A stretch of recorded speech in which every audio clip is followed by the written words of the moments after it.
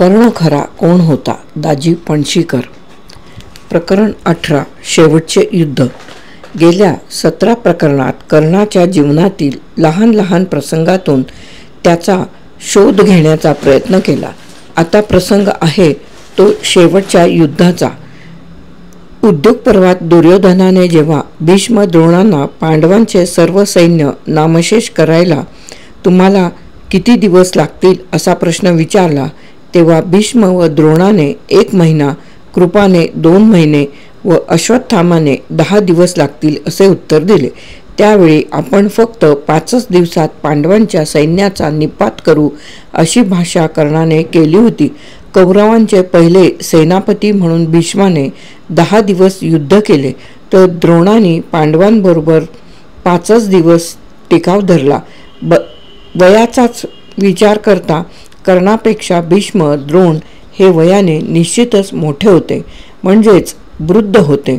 तेव्हा आता कर्ण सेनापती झाल्यानंतर व युद्धाचे पहिले 10 दिवस हात बांधून तो स्वस्थ बसून राहिला असल्याकारणाने त्याच्याकडून स्वाभाविक अशी अपेक्षा होती की तो निदान 12-15 दिवस तरी पांडवांशी लढा देऊ शकेल. परंतु आचार्य द्रोणांच्या निधनानंतर कर्णाला सेनापतीपद मिळाल्यानंतर तो फक्त 2च दिवस पांडवांसमोर टिकाव धरू शकला अशी वस्तुस्थिती आहे. पितामह भीष्म कौरवांचे सेनापती असेपर्यंत कौरव पांडवांचे 10 दिवस झालेले युद्ध हे भीष्माच्या प्रचंड व्यक्तिमत्वामुळे व त्यांच्या अलौकिक क्षात्रनिष्ठेमुळे धर्मयुद्ध होऊ शकले. युद्धाच्या 11व्या दिवशी द्रोणाचार्य कौरवांचे सेनापती झाले आणि या भयंकर युद्धाचा एकूणच रंग बदलला. द्रोणांच्या ऐन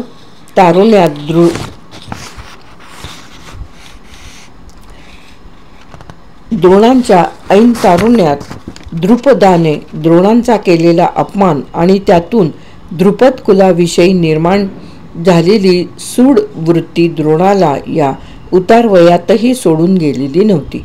त्यामुळे भीष्म जसे निर्मत्सर व निर्द्वेष भूमिकेतून 10 दिवस अत्यंत संयमाने लढू शकले, तसे सेनापती द्रोण संयमाने लढू शकले नाहीत.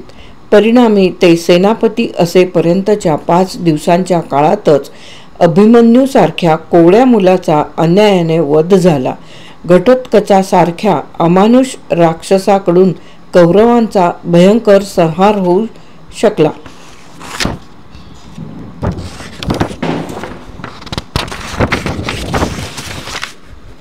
व दुर्योधनाच्या बोलण्याने जखमी झालेल्या द्रोणाने न्याय अन्यायाची चाड न बाळगता पांडवांचा जो भयंकर संहार केला, त्याचाच परिणाम म्हणून पुढे धृष्टद्युम्नाने आपल्याच आचार्यांचा ते निशस्त्र असताना निर्घृण खून केला. महायुद्धाच्या 16व्या दिवशी महारथी कर्ण सेनापती झाला. जरी कर्ण 2च दिवस सेनापती म्हणून टिकला, तरी त्या 2 दिवसात त्याचा पराक्रम अत्यंत तेजाने उफाळून आला. भीष्म द्रोणांसारख्या रणधुरंधरांना पांडवांच्या सैन्याचा नाश 15 दिवसात करणे शक्य झाले नाही. परंतु कर्णाने मात्र आपल्या अतुल शौर्याने पांडवांच्या उरलेल्या सैन्यापैकी अर्धे सैन्य एकट्याने खाक केले. यापूर्वी जरी कर्णाने रणांगणातून अनेक वेळा पलायन केले होते, तरी तो सेनापती झाल्यानंतर मात्र त्याने आपल्या सामर्थ्याने पांडवांना भयचकित केले. ही वस्तुस्थितीच होती. नंतर उजाडला तो 17वा दिवस. ही कर्णाची काळरात्र ठरली. 17व्या दिवशी सकाळी सकाळीच कर्ण आज अर्जुनाचा वध केल्याशिवाय आपण रणांगणातून परत फिरणार नाही अशी दुर्योधनाजवळ प्रतिज्ञा उच्चारतो. आपल्यापुढे जगाला नेहमीच तुच्छ लेखणारा कर्ण याही वेळी आत्मगौरव करायला विसरत नाही. अर्जुनाच्या सामर्थ्याचे तपशीलवार वर्णन करूनही त्याच्यापेक्षा आपल्या सामर्थ्यात आणि गुणात कसे श्रेष्ठत्व आहे हेच पटवून देण्याचा कर्णाने प्रयत्न केला. अर्जुनापेक्षा आपल्यात जर काही उणीव असलीच तर ती कोणती, तर फक्त कुशल सारथ्याची. कृष्णासारखा कुशल सारथी अर्जुनाचे संरक्षण करणारा असल्यामुळेच त्याचा पराक्रम डोळ्यात भरतो. मलाही जर एखादा सर्वोत्तम सारथी आज लाभला तर मीही अर्जुनासारखाच अद्भुत पराक्रम करू शकेन, असे कर्णाने येथे स्पष्ट केले. शेवटी सारथ्य कर्मात अत्यंत निपुण असा एक क्षत्रिय आपल्या सैन्यात असून तो म्हणजे मद्रराज शल्य, हेही कर्णाने दुर्योधनाला सांगितले. त्या शल्याने जर आज आपले युद्धात सारथ्य केले तर आपण आजच निश्चितपणे अर्जुनाचा वध करू शकतो, हे कर्णाने दुर्योधनाला पटवून दिले. दुर्योधनाला समजू लागल्यापासूनच त्याच्या डोळ्यांत पांडवांचे अस्तित्व सलत होते. विषप्रयोग, लाक्षागृह, कपट द्यूत इत्यादी प्रयोगांनी पांडव काही नामशेष झाले नाहीत. पांडवांना या जगातून उठवणे ही दुर्योधनाची तर जिद्दच. अर्जुन द्वेषापायी कर्णानेही दुर्योधनाला त्याच्या प्रत्येक कृत्यात मनापासून साथ देऊन शेवटचे अटीतटीचे हे भयंकर महायुद्ध भडकवण्यास प्रवृत्त केले. भीष्म द्रोणांचा पांडवांविषयीचा जिव्हाळा दुर्योधनालाही माहीत होताच. त्यामुळे पांडवांच्या पराभवासाठी वा त्यांच्या वधासाठी दुर्योधनाची सारी भिस्त होती ती अर्थातच कर्णावर. त्याच्या विलक्षण सामर्थ्यावर. सेनापतीपद मिळताच कर्णानेही आपले सामर्थ्य हे किती प्रलयंकार असू शकते त्याची 16व्या दिवशीच सर्वांना जाणीव करून दिलेली होतीच. त्यामुळे शल्यासारख्या सारथ्याची कर्णाने मागणी करताच दुर्योधनाला ती पूर्ण करणे भाग होते. कारण पांडवांचा पराभव करू शकेल असा कौरव पक्षाचा कर्ण हा आता एकमात्र आधारस्तंभ उरला होता. केवळ सारथी चांगला नाही एवढ्यासाठी कर्णाच्या पराक्रमाला गालबोट लागणेही योग्य नाही. म्हणून कर्णाचे सारथ्य करण्याविषयी दुर्योधनाने मद्राधिपती शल्याला विनंती केली. परंतु शल्य हा काही कोणी सामान्य राजा नव्हता. कर्णासारख्या सूतपुत्राचे सारथ्य करण्यास आपल्यासारख्या जातिवंत क्षत्रियाला दुर्योधनाने सांगणे हे शल्याला अत्यंत अपमानास्पद वाटले. तो तर दुर्योधनावर संतापला. सूत हे कितीही झाले तरी बंदीजन किंवा भाट चरणाचे काम करणारे क्षत्रियांचे स्तुतीपाठक, त्यांनीच वास्तविक क्षत्रियांचे सारथ्य करावयाचे असे असताना क्षत्रिय कुलाभिमानी शल्याला कर्णाचे सारथ्य करण्याची कल्पना कशी सहन होणार. दुर्योधनाने केलेल्या विनंतीचा विचार करण्याऐवजी त्याने आपला भयंकर अपमान केला अशा समजुतीने शल्य राजांच्या सभेतून उठून तरातरा बाहेर निघून गेला. कर्णाच्या हातून पांडवांचा पराभव व्हावा म्हणून दुर्योधनाने शल्याने केलेला हा निषेधही पचविला. त्याने शल्याच्या रागाकडे सरळ सरळ दुर्लक्ष केले आणि त्याचे पाय धरून त्याची पुनश्च मनधरणी केली. त्याची भरपूर स्तुती केली. कर्ण हा योग्यतेने तुझ्यापेक्षा मुळीच मोठा नसून तूच त्याच्यापेक्षा खरोखरच मोठा आहेस.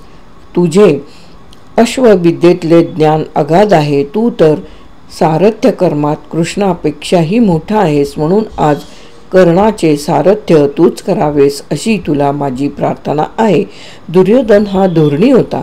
त्याला कार्य साधावयाचे असल्याने त्याने शल्याची भरपूर स्तुती करून त्याला कृष्णापेक्षा श्रेष्ठत्व बहाल केले.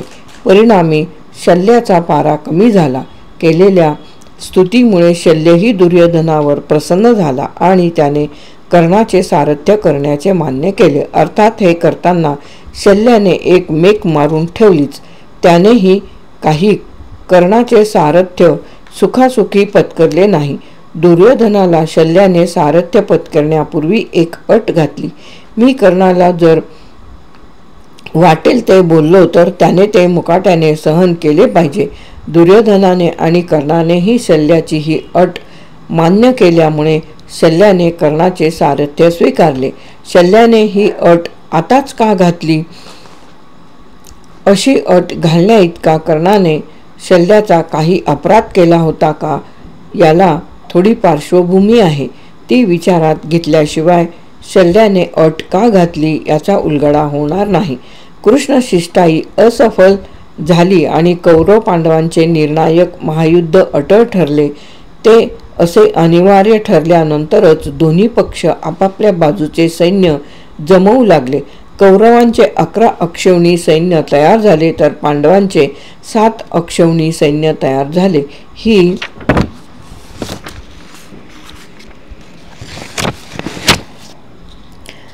जमवाजमव चालू असतानाची घटना. शल्य हा नकुल सहदेवाचा मामा. स्वाभाविकच त्याचा ओढा हा पांडवांकडे असणार. दुर्योधन कर्णामुळे आपल्या भाच्यांवर आलेले दुर्धर प्रसंग शल्यालाही ज्ञात होतेच. परंतु पांडवांच्या बाजूने कौरवांविरुद्ध लढण्यासाठी शल्य आपली 1 अक्षौणी इतकी प्रचंड सेना देऊन मद्र देशाहून निघाला.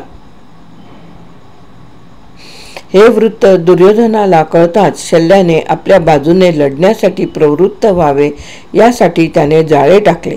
शल्याच्या मार्गात दुर्योधनाने त्याची उत्तम बडदास्त ठेवली, इतकी की शल्य प्रसन्न झाला. शल्याला वाटले की हे सर्व युधिष्ठिरानेच केले आहे, म्हणून तो प्रसन्नचित्त अवस्थेत बोलून गेला की ज्याने कोणी हे माझे आदरातिथ्य केले असेल त्याला हवे ते मी देईन.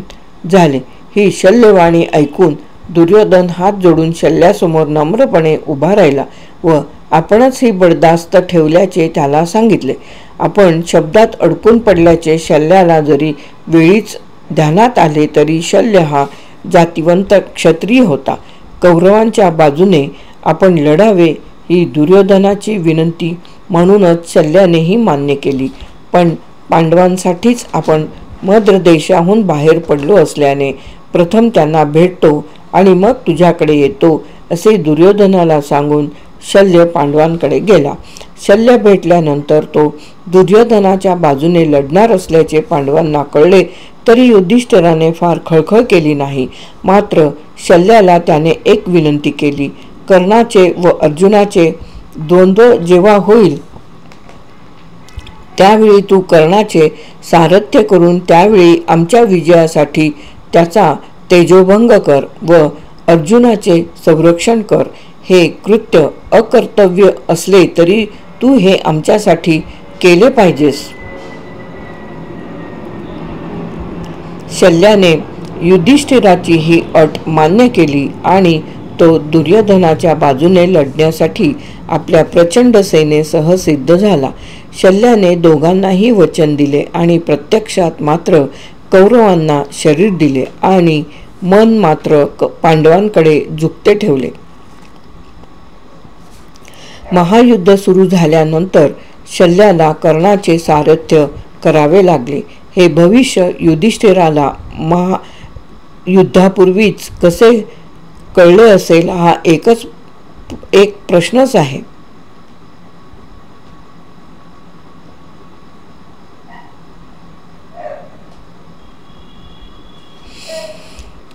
का हा केवळ योगायोग आहे?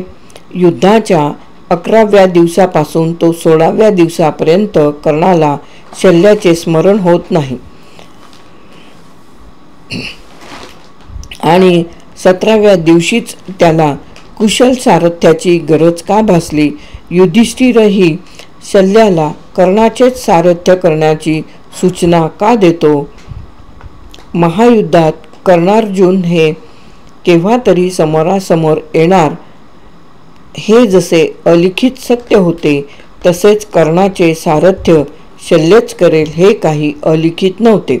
किंबहुना शल्य हा मनाने पांडवांच्याच बाजूचा, त्यांच्यासाठीच तो मद्रदेशाहून निघालेला. अशा परिस्थितीत शल्यासारखा फार मोठा योद्धा जेव्हा त्या प्रचंड सेनेसह शत्रुपक्षाकडे वचनबद्धतेमुळे अडकून पडतो तेव्हा तेथे राजकारण खेळण्याशिवाय दुसरा पर्यायच नव्हता. शल्याची प्रसिद्धी सारथ्य कर्मातच विशेष होती. कर्णासारखा अर्जुन द्वेष्टा शत्रू अर्जुनाला ठार करण्यासाठी प्रसंगी शल्याचेही सारथ्य मागे पुढे घेतल्याशिवाय राहणार नाही असा तर्क करूनच युधिष्ठिराने शल्याला कर्णाचा तेजोभंग करण्याची विनंती केली. 17व्या दिवशीही जर कर्ण शल्याचे सारथ्य अपेक्षित नसता तर त्याचा तेजोभंग करण्याची संधीही शल्याला मिळाली नसती. हेही खरे, परंतु पांडवांच्या तर्काप्रमाणे अखेरच्या दिवशी कर्णाला शल्याचे स्मरण झाले आणि शल्यानेही पांडवांना दिलेला शब्द पाळण्याची संधी साधून घेतली. कौरवांकडचे भीष्म पडलेले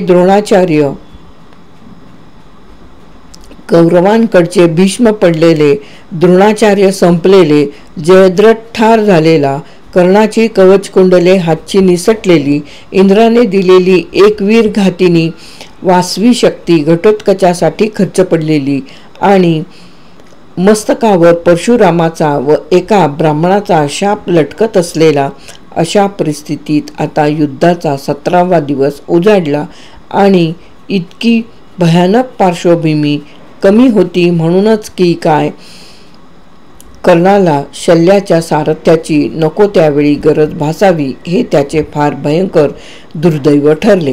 कौरवांची आणि कर्णाचीही युद्धात इतकी दैना होऊनही कर्णाचा अहंकार आणि ताठा जराही सौम्य व्हायला तयार नव्हता. युद्धाच्या प्रारंभापासूनच त्याच्या वल्गना सुरू झाल्या. मी आजच 5ही पांडवांना ठार करतो. माझा पराक्रम आज अर्जुनाला दिसलाच पाहिजे. शल्या, घोड्याचे लगाम सैलच सोड जरा. कर्ण हा अत्यंत अहंकारी होता. इतरांना तुच्छ लेखणारा आत्मसंस्तुत होता हे शल्याला माहीत होतेच.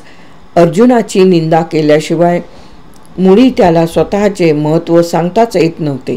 शल्य या संधीची वाटच पाहत होता. अर्जुनाला ठार करण्यासाठी अधीर झालेल्या कर्णाची आत्मस्तुती असह्य झाल्यामुळे शल्याने कर्णाची ताबडतोब कान उघडणीच केली. घोषयात्रा, विराट पर्वातील गोग्रहण या प्रसंगी कर्णाच्या झालेल्या पराभवाने शल्याने त्याला स्मरण करून दिले.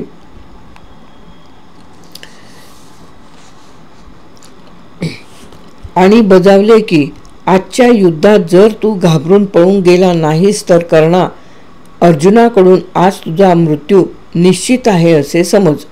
ऐन निर्वाणीच्या क्षणी कर्णाचा तेजोभंग करणारे एक भीषण नाट्य कर्णाच्या रथातच सुरू झाले. क्षणाक्षणाला शल्य कर्ण संवादाची तीव्रता वाढू लागली. त्यातच कर्णाचा पोरकटपणा किंवा मूर्खपणाही वाढू लागला. जो कोणी आज आपल्याला अर्जुन कोठे आहे हे दाखवून देईल त्याला आपण भरपूर बक्षीस देऊ असेही कर्णाने जाहीर केले.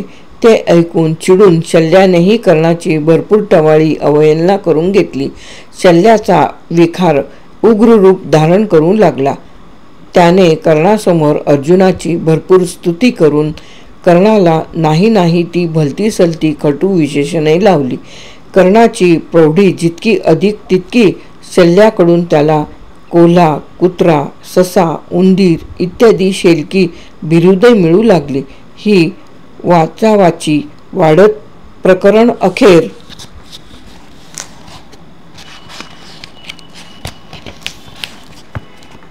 बाचाबाची वाढत जाऊन प्रकरण अखेर हातगाईवर आले. परस्परांनी दोघांच्याही देशांची तिथल्या प्रजाजनांची यथेच्छ निंदा करून घेतली. समोर प्रसंग कोणता आहे आणि प्रत्यक्षात काय प्रकार चाललाय अशा बिकट आणि निर्णायक क्षणी वास्तविक सेनापतीला प्रोत्साहनपर असे शल्याने बोलायला हवे होते. कर्ण करायला गेला एक निझाले मात्र भलतेच. कर्णाबद्दल आधी जिव्हाळा तसा कोणाला होता? कर्णाचे आयुष्यभराचे दुष्प्रणीत पाहिले की शल्याने कर्णाला त्याची योग्य जागा वेळीच दाखवून दिली असेच वाटते. कर्ण शल्याचे हे वाग्बाणांचे युद्ध अखेरीस इतके पराकोटीला गेले की ते दोघेही एकमेकांचा जीव घेण्यास उठले आणि याच वेळी दुर्योधनाने मध्यस्थी करून त्या दोघांनाही संघर्षापासून परावृत्त केले. नंतर रणधुमाळी सुरू झाली. आधीचा कटू प्रसंग विसरून आता शल्यानेही कर्णाला शेवटपर्यंत मनापासून साथ दिली. कर्णाला अकृत्रिम प्रोत्साहन देऊन युद्धासाठी उत्तेजित केले. कर्णही शल्यावरील राग विसरून अत्यंत द्वेषाने पांडवांच्या सैन्यावर तुटून पडला. कर्णाचे सामर्थ्य किती भयंकर होते याचा प्रत्यय आल्यामुळे कृष्णाला अर्जुनाला सतत कर्णाविरुद्ध भडकविण्याचा प्रयत्न करणे भाग पडले. कर्णच या सर्व नाशाला मूळ कारण असल्यामुळे त्याला ठार केलेच पाहिजे असे कृष्णच अर्जुनाला पटवून देतो. मागे कुंती कर्णाला जेव्हा भेटावयास गेली होती त्यावेळी त्याने न मागताही कुंतीला एक वचन दिले होते की युद्धात अर्जुन सोडून इतर 4 पांडवांना मला शक्य असले तरी मी ठार करणार नाही. महायुद्धात कर्णाच्या तावडीत युधिष्ठिर, भीम, नकुल, सहदेव हे सापडतात. त्यावेळी कर्ण त्यांना सहज ठार करू शकत होता, परंतु कर्ण कुंतीला दिलेल्या शब्दाला जागून त्या चौघांनाही जिवंत सोडतो. परंतु ते करताना कर्ण त्यांची अत्यंत तिरस्करणीय मानहानी करून त्यांना जीवदान देतो. कर्ण येथे दया दाखवतो, परंतु त्या दयेत धीरोदात्त नायकाची प्रतिमा दिसत नाही. जितका म्हणून नीचपणा करता येईल तितका करून त्याची यथेच्छ अपशब्दाने कुत्सित निंदा करून मगच त्या चौघांना तो सोडून देतो. कर्णाकडून असल्या पद्धतीने जिवंत सुटण्यापेक्षा आपण त्याच्या हातून ठार झालो असतो तर फार बरे झाले असते असे वाटावे इतकी कर्ण त्यांची अवहेलना व टवाळी करतो. कर्णाने केलेली निंदा जिव्हारी लागली सर्वाधिक युधिष्ठिराच्या. कर्णाच्या नीच वृत्तीला त्याच्या सामर्थ्याची जोड मिळाल्यामुळे युधिष्ठिराला 13 वर्षे सुखाने झोपसुद्धा लागलेली नाही. इतकी कर्णाची त्याने धास्ती घेतली आहे. त्यात कर्णानेच त्याचा पराभव करून तू ब्राह्मणांसारखे यज्ञना करत बैस, वीरांसारखे लढण्याचे धाडस करू नकोस असे कुत्सितपणे त्याला ऐकवले. परिणामी युधिष्ठिर मनातच खचला, संतापला आणि अजूनही अर्जुनाने त्या दुष्ट कर्णाचा वध केला नाही म्हणून तो अर्जुनावरच संतापला. अर्जुनालाच अद्धा रागाच्या भरात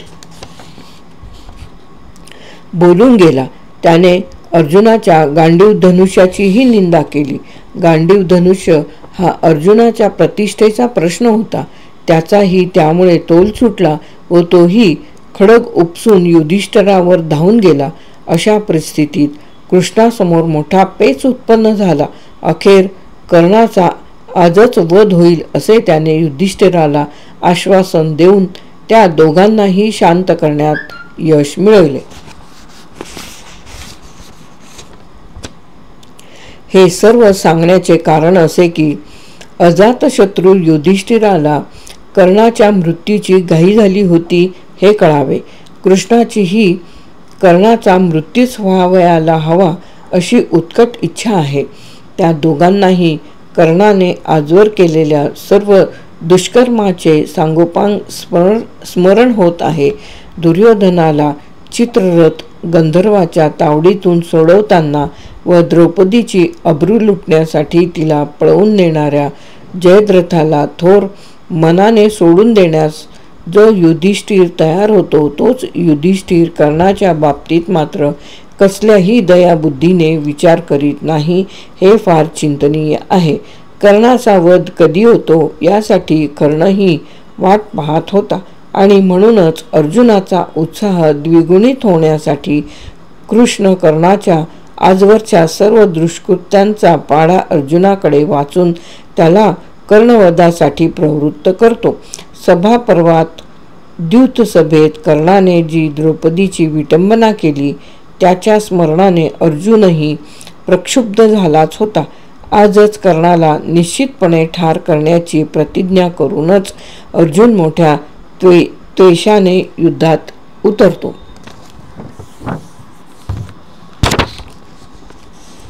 या युद्धाचे रूपच फार भयंकर होते.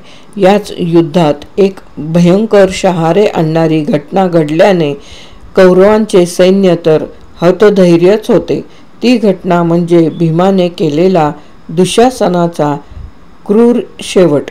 भीम त्याचा शिरच्छेद तर करतोच, परंतु केलेल्या प्रतिज्ञेप्रमाणे भीम त्याच्या छातीतील रक्तही प्राशन करतो. एवढा मोठा समरधुरंदर कर्ण, पण त्यालाही भीमाच्या तावडीतून त्या राजबंधू दुःशासनाला वाचविता आले नाही. त्यानंतर अभिमन्यू वधाचा सूड घेण्यासाठी म्हणून अर्जुनानेही कर्णासमोर त्याला सांगून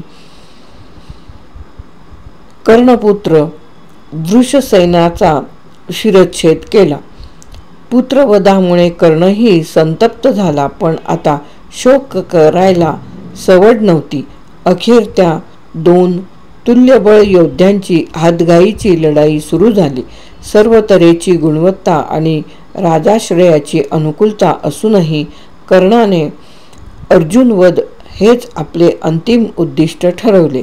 संपूर्ण क्षत्रमंडळाला विध्वंसाच्या खाईत लोटणारा व स्वतःच्या अहंकारापायी कौरव पांडवांमध्ये सतत सुडाची आग धुमसत ठेवणारा नीचात्मा म्हणून कर्णवध हे कृष्णार्जुनाचे आज उद्दिष्ट होते. कवच कुंडले नसलेला, वासवी शक्ती गमावलेला व ब्राह्मण शापाची लटकती तलवार व पुत्रशोक इतक्या विपरीत परिस्थितीतही कर्णाने हे सर्व गिळून शेवटचे युद्ध अर्जुनाशी केले. त्याला खरोखरच तोड नव्हती. कर्ण आणि अर्जुन हे दोघेही फार श्रेष्ठ धुरंधर होते. त्यामुळे कधी एकाचा जय तर कधी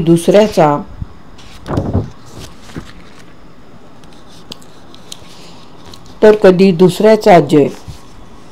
विजयाचे पारडे सतत दोन्हीकडे झुकत होते. कोणाचा जय होणार आणि कोणाचा पराजय होणार हे आज कोणाला सांगता येत नव्हते. कर्णाजवळ जर कवच कुंडले किंवा वासवी शक्ती असती तर अर्जुनाने काय केले असते? जी भीती कर्णाने शल्याजवळ बोलून दाखविली होती तीच अखेर खरी ठरली.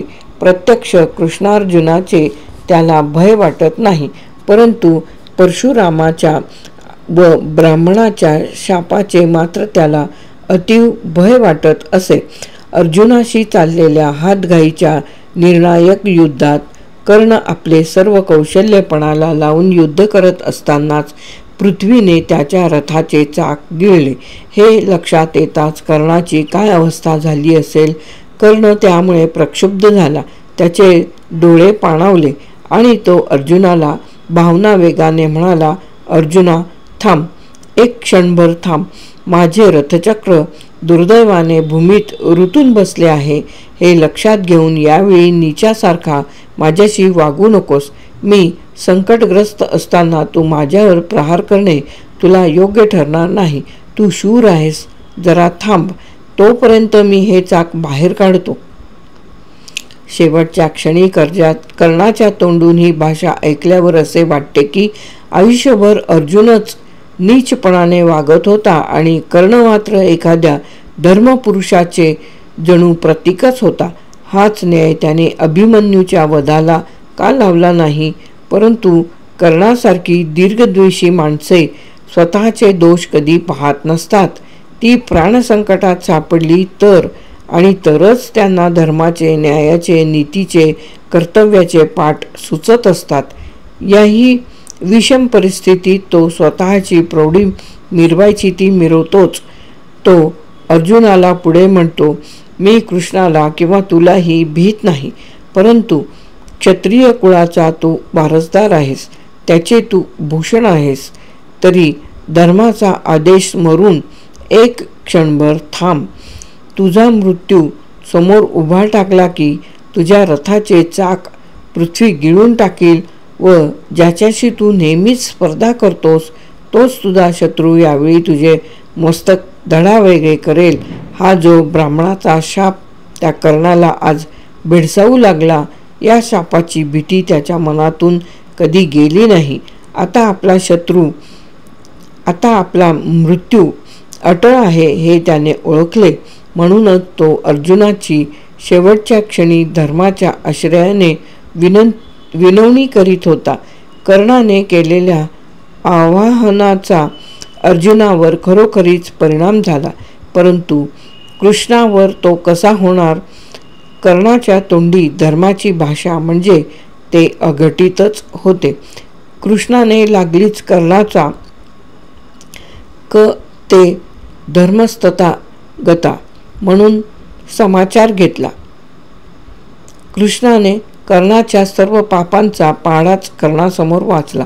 दुर्योधन, दुःशासन, शकुनी आणि तू या सर्वांनी मिळून द्यूत सभेत एक वस्त्रात द्रौपदीची विटंबना केलीत, तेव्हा तुझा धर्म कोठे गेला होता? द्यूत प्रवीण शकुनीने कपटाने युधिष्ठिराला जिंकले, तेव्हा तुझा धर्म कोठे गेला होता? रजस्वला द्रौपदी दुःशासनाच्या तावडीत सापडली होती, त्यावेळी तू तिला हसला होतास, त्यावेळी तुझा धर्म कोठे गेला होता? शकुनीच्या सहाय्याने राज्यलोभापायी पुन्हा कपटद्यूतात खेळण्यासाठी तू युधिष्ठिराला बोलावून घेतलेस, त्यावेळी तुझा धर्म कोठे गेला होता?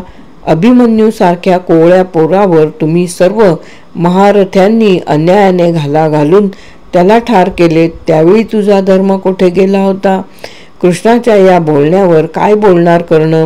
आपणच केलेल्या पापांचा पाडा कृष्णाच्या तोंडून ऐकल्यावर कर्णाने शरमेने मान खाली घातली. कृष्णाच्या बोलण्यामुळे अर्जुन भयंकर क्रुद्ध झालेला पाहताच कर्णाने त्याच्यावर ब्रह्मास्त्र फेकले.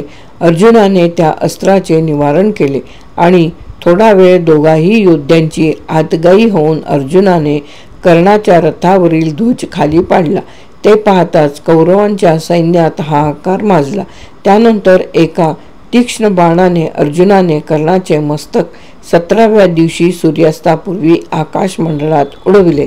ज्याच्या प्रबल भरोशावर दुर्योधनाने हे सर्वनाशाचे सूत्रसंचालन केले, तो कर्ण धुळीत पडलेला पाहताच दुर्योधनाचे डोळे अश्रूंनी दाटून आले.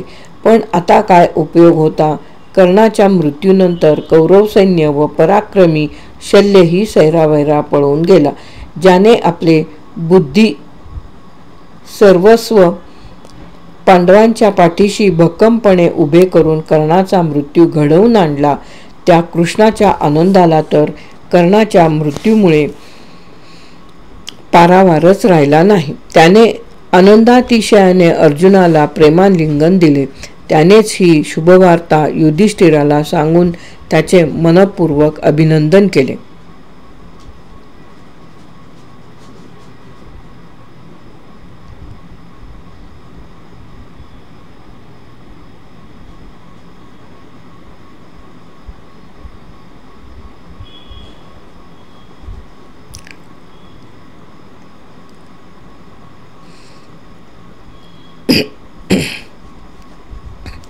ज्याच्या स्मरणानेही युधिष्ठिराला सतत 13 वर्षे एकही दिवस सुखाने क्षणभरही झोप लागली नाही, त्या युधिष्ठिराला कर्णाच्या मृत्यूमुळे किती आनंद झाला असेल त्याची कल्पनाच केलेली बरी. कर्णाच्या मृत्यूमुळे धर्मसंस्थापना झाल्याचा त्या धर्मराजाला आनंद झाला. यावरून कर्णाचे अस्तित्व सामाजिकदृष्ट्याही किती भयावह होते त्याची कल्पना येऊ शकेल. येथपर्यंत कर्णाच्या जीवनाचा यथाविधी आलेख काढण्याचा आम्ही प्रयत्न केला. कर्णाजवळ काहीच गुणवत्ता नसती आणि तो केवळ गुंड किंवा मवाली असता तर त्याच्यासाठी इतकी पाने खर्ची घालण्याचे काहीच कारण नव्हते. कर्ण हा सूर्यपुत्र, त्यातून तो कुंतीसारख्या क्षत्रिय कन्येचा पुत्र.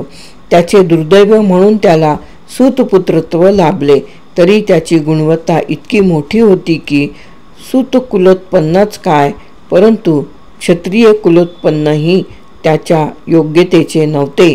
अर्जुनाशी स्पर्धा करण्याची खरे तर त्याचीच योग्यता होती. तो युद्धशास्त्रात तर अर्जुना इतकाच तुल्यबळ होता. कर्ण हा सूर्योपासक, ध्येयमूर्ती, दानशूर, दयाळू, अत्यंत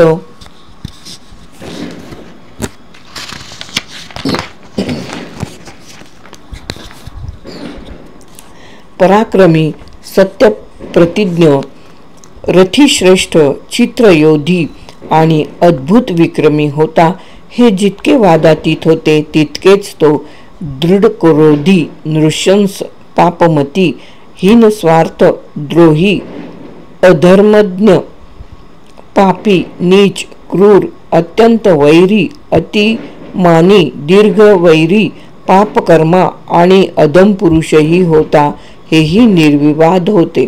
अत्यंत आत्मकेंद्रित व अहंकारी माणसे जेव्हा प्रचंड सामर्थ्याने युक्त असतात तेव्हा समाज विध्वंसन हे अपरिहार्य आणि अटळ ठरत असते. कर्णाजवळ असलेल्या प्रचंड सद्गुणांची त्याने स्वतःच त्याच्यातील हिमालयासारख्या दोषांनी माती करून टाकली. एक अत्यंत थोर माणूस केवळ अहंकारापायी स्वतःसह इतर निरपराधांचाही कसा विध्वंस करू शकतो याचे ठळक उदाहरण म्हणजे महाभारतातील हा कर्ण होय. इति लेखन सीमा.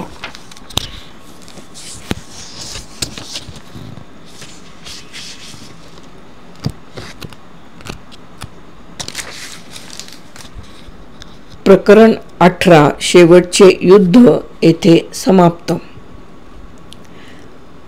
कर्ण खरा कोण होता? दाजी पणशीकर.